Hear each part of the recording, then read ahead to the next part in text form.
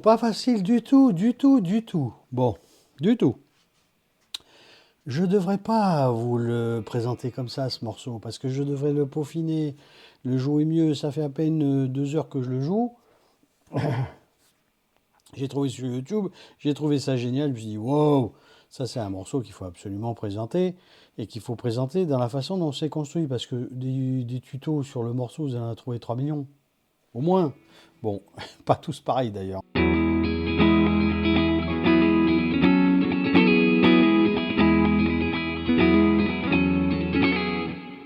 Ce morceau est génial, c'est un morceau pas fastoche, avec plein de barrés, d'ailleurs que des barrés quasiment, à part un moment il fait un truc dans ce genre, mais sinon c'est que des barrés. Doobie Brothers, Listen to the Music, fantastique morceau dont vous trouverez, je vous dis, des covers de en veux-tu, en voilà, dans tous les sens.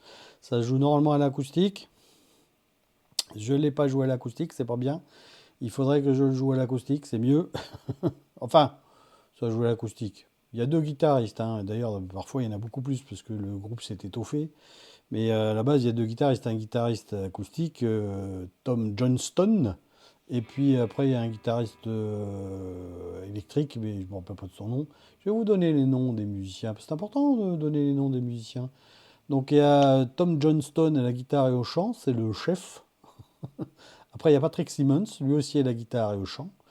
Ensuite, il y a Michael McDonald au clavier et au chant. Et John McPhee au guitare, violon, chant.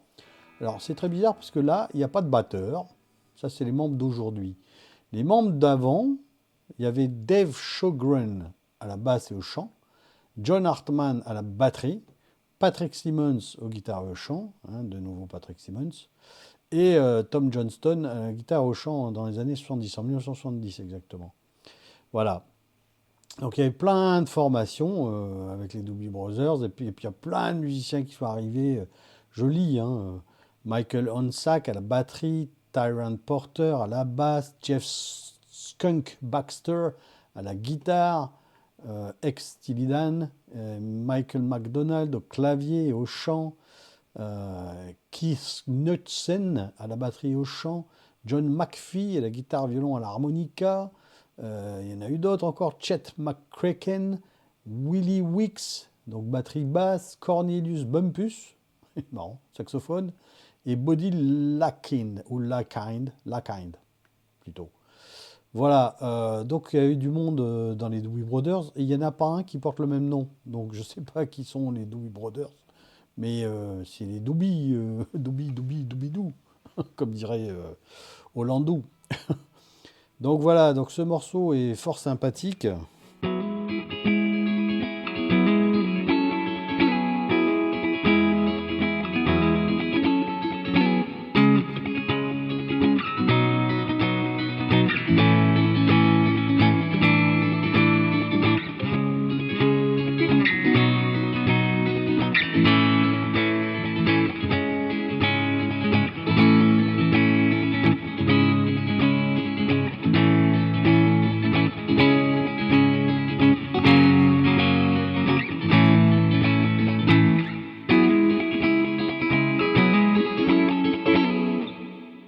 Alors évidemment, vous trouverez 3 millions de tutos, 3 millions de versions, 3 millions de tablatures, 3 millions.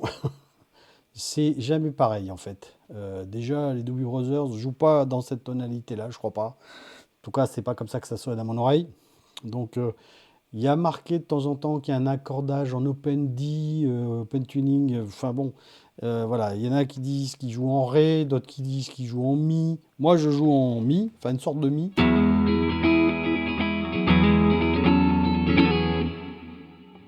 Mais c'est pas forcément la version ultime, hein. Donc en plus j'ai fait une petite adaptation parce que les strumming c'est pas toujours comme ça qu'ils sont joués. De temps en temps ils font.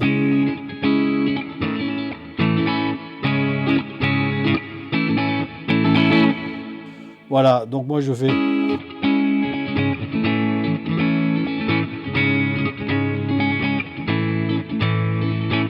Alors que on entend de temps en temps. Voilà, bon, que vous adaptez votre sauce, vous faites à l'oreille. Toujours est-il que je vais vous montrer les diagrammes pour les accords et je vais vous montrer la petite subtilité de départ qui fait un peu tout dans la sonorité de ce morceau qui est extra. Il y a la descente d'accords là, ça ressemble un peu à un morceau des Who quand il fait ça là.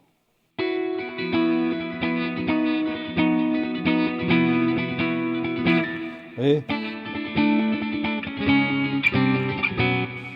Il fait une descente comme ça en partant de là.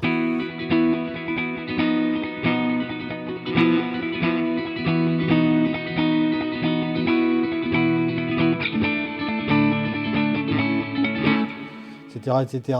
C'est Tommy, The Who. Bon, bref, peu importe, on s'en fiche, c'est pas ça le sujet, mais c'est là le truc subtil.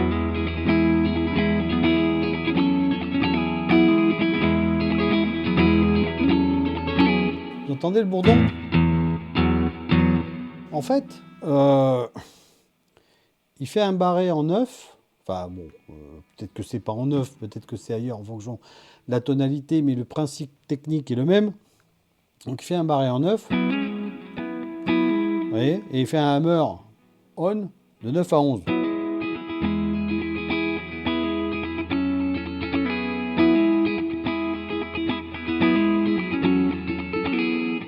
Et quand il fait ça, de temps en temps, il vient taper l'accord de mi à vide. Et ça fait cet effet basson qui est très chouette, je trouve.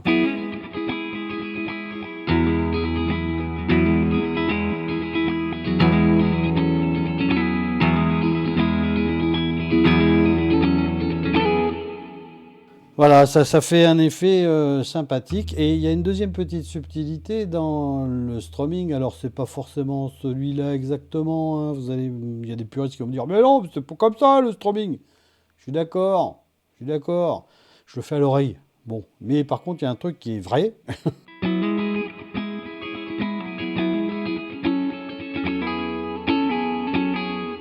Le dernier strum, quand il fait son la, je vais vous montrer les accords.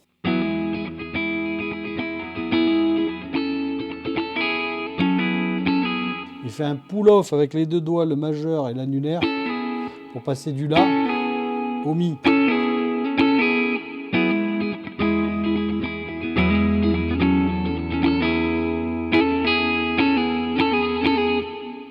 C'est des petites subtilités comme ça qui font un morceau, quoi. En fait, c'est ça qui fait toute la beauté harmonique d'un morceau, c'est ces petites subtilités-là qui passent d'un la en triade.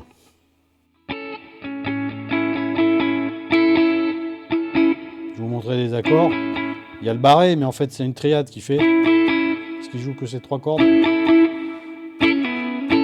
Et ensuite il lève en pull-off le majeur et l'annulaire. Et ça devient du coup un mi.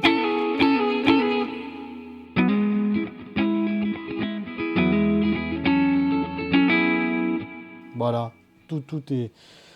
C'est beau la musique, il n'y a pas à dire. Je vais vous montrer les accords. Il y en a un paquet. Fou, diantre, sacre bleu. Sacre bleu de sacre bleu, hein, n'est-ce pas? Listen to the music, Doobie Brothers. Fantastique morceau. Alors ça commence voilà, dans la version que je joue, hein, qui est une version que j'ai piquée entre une partoche et ce que j'ai vu jouer sur des tutos, enfin pas des tutos, mais des vidéos YouTube. Hein. Pas forcément des Doobie Brothers d'ailleurs, hein. Il n'y a pas que des Doobie Brothers, il y a plein de groupes qui le jouent ce morceau.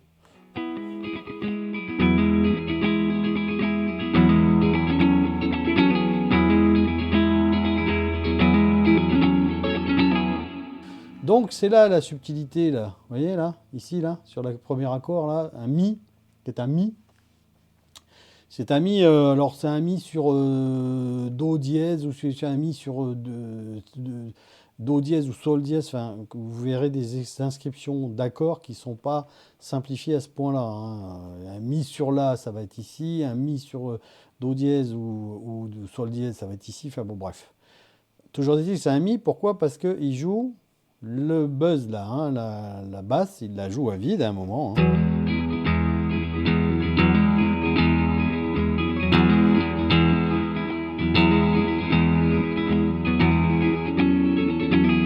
Alors Alors celle-là, il la joue pas, hein. Normalement, on la joue pas celle-là.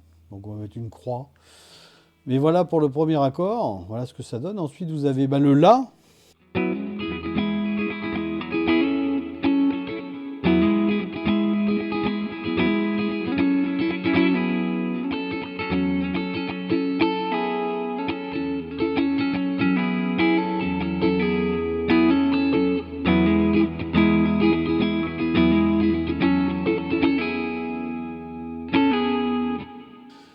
Donc le La, et donc comme je vous ai dit, il va faire un pull-off de ces deux cordes-là, hein, là où il y a la tierce majeure et le La, pour arriver à un Mi.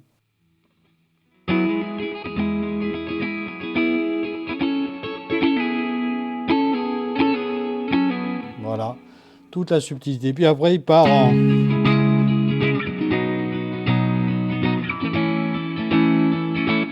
Alors c'est une descente assez simple de Do dièse mineur.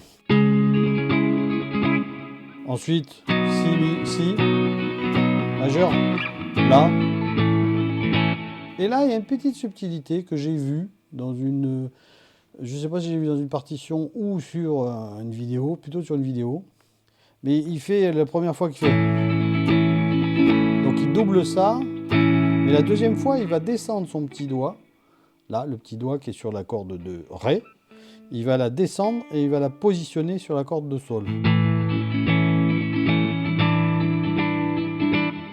Ouais, c'est ça qui donne un peu le son de The Who Tommy. Donc il va venir ici, il va faire ça là en fait. Il a son autre doigt qui bouge pas, qui est ici. Tac. Mais il va mettre devant son petit doigt. Voilà. Enfin, je l'ai vu dans une partoche ou sur une vidéo. Ça permet d'avoir une sonorité un peu différente entre le La et le La septième sus4, donc puisqu'il y a une septième mineure et la tierce est remplacée par une quarte. Voilà. Et ensuite, il recommence.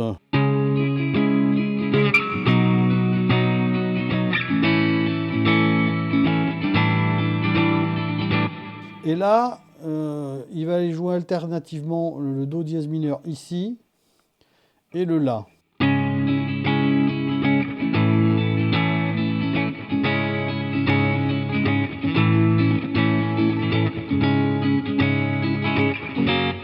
Et après, bon, moi je sais pas où j'ai trouvé le Fa dièse, c'est peut-être mon oreille qui a décidé qu'il fallait mettre un Fa dièse. Je suis pas sûr qu'il y en ait un, mais bon, bref, peu importe.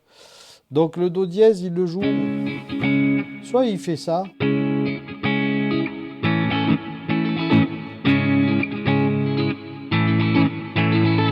voilà. En fonction des versions, vous allez attendre soit le strum, le même,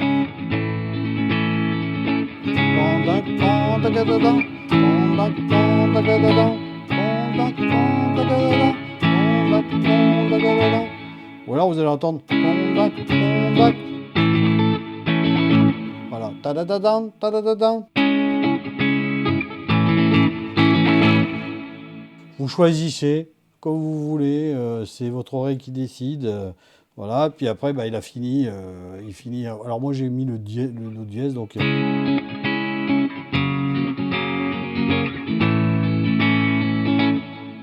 Je sais pas s'il y a un Fa dièse ou pas, j'en sais rien, mais en tout cas, j'ai l'impression. Et on recommence.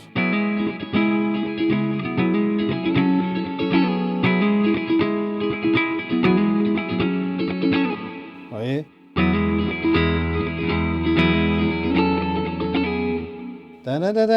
Puis après, le solo, c'est d'une pentatonique de Do dièse mineur.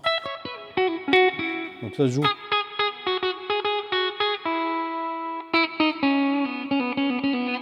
Ou alors ici.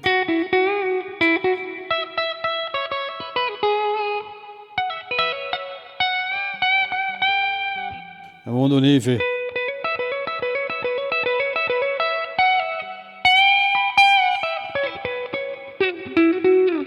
Hein ?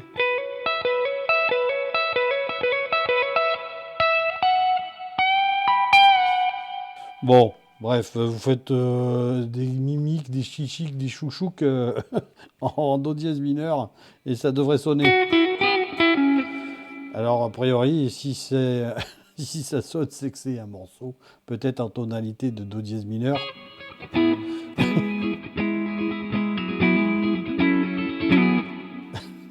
À cette heure-ci, faut faire gaffe, hein. Il est 3 heures du mat, ça déconne pas. Ouais, ouais, puis à un moment donné, il y a hein, ce truc bizarre ici, là. Donc, il part de la sixième case. Il va jouer la corde de sol et les deux autres cordes à vide.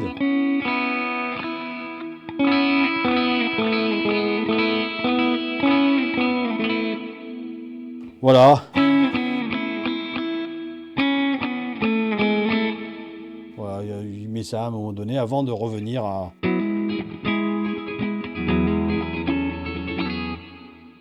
Voilà. Fantastique morceau avec plein d'accords, plein de barrés. Ceux qui n'aiment pas les barrés, vous êtes servis. Ça fait 2 morceaux que je fais. Il n'y a que des barrés. Ça fait travailler. Alors chauffez-vous les mains hein, avant. Parce que ça fait mal hein, au bout d'un moment sinon. Et allez-y mollo, mettez un tempo plutôt doux, genre 100.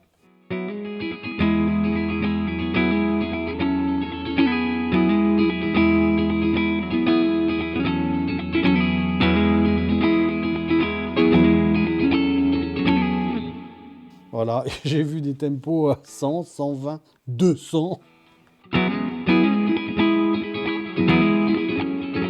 C'est pas beau. Je sais pas, 200 c'est trop. Voilà, Doobie Brothers, Listen to the Music, 1970. Fantastique morceau qui donne la pêche, vu le climat qui s'approche, qui est pas terrible.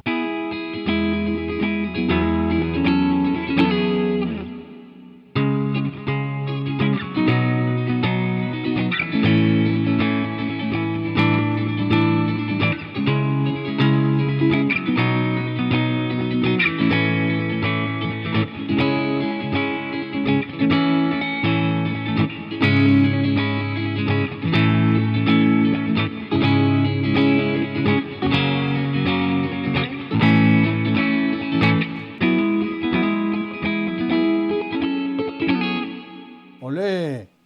Je m'étais un peu loupé. Mais j'aime bien, hein. C'est un super exercice et en plus c'est une très belle chanson.